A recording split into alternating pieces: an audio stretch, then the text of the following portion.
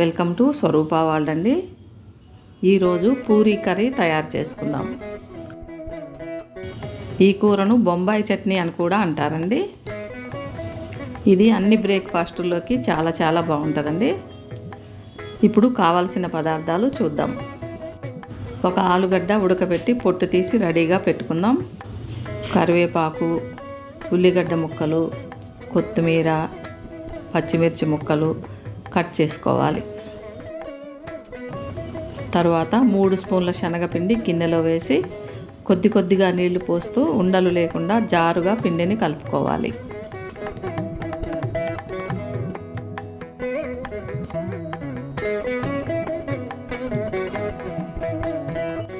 ఇవన్నీ రెడీ చేసుకుని పూరీ కూర ప్రిపేర్ చేసుకుందాం.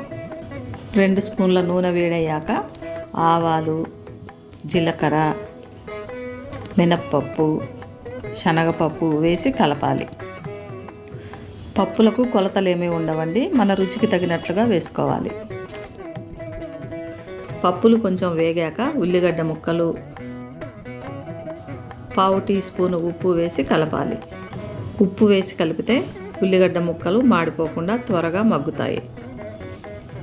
తరువాత పచ్చిమిర్చి ముక్కలు, కరివేపాకు, 2 ఎండుమిరపకాయలు, 1 స్పూన్ పసుపు వేసి కలపాలి. తరువాత 1 స్పూను అల్లం వెల్లుల్లి పేస్ట్ వేసి బాగా కలిపి ఇవన్నీ 1 నిమిషం పాటు మగ్గనివ్వాలి. తరువాత 1 స్పూను కారం, 1 స్పూను ఉప్పు వేసి కలపాలి. ఇవన్నీ తక్కువ ఫ్లేమ్లోనే అడుగంటకుండా కలుపుతూ ఉండాలి. ఇలా వేగాక ఒక పెద్ద గ్లాసు నీళ్లు పోసి మూత పెట్టి 1 నిమిషం ఉడకనివ్వాలి.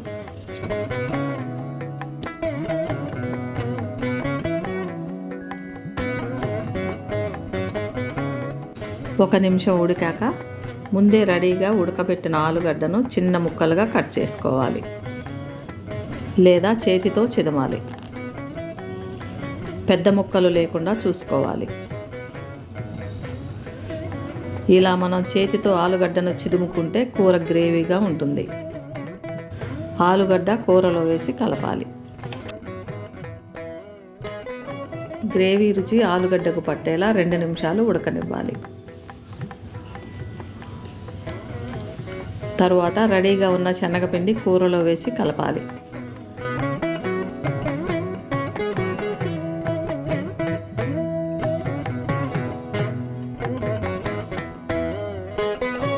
తర్వాత 1 స్పూను నిమ్మరసం, కొత్తిమీర వేసి కలిపి స్టవ్ ఆఫ్ చేసుకోవాలి. నిమ్మరసం లేకుండా రుచిగానే ఉంటుందండి. కొంచెం పులుపు ఫ్లేవర్ కావాలంటే నిమ్మరసం వేసుకోవాలి.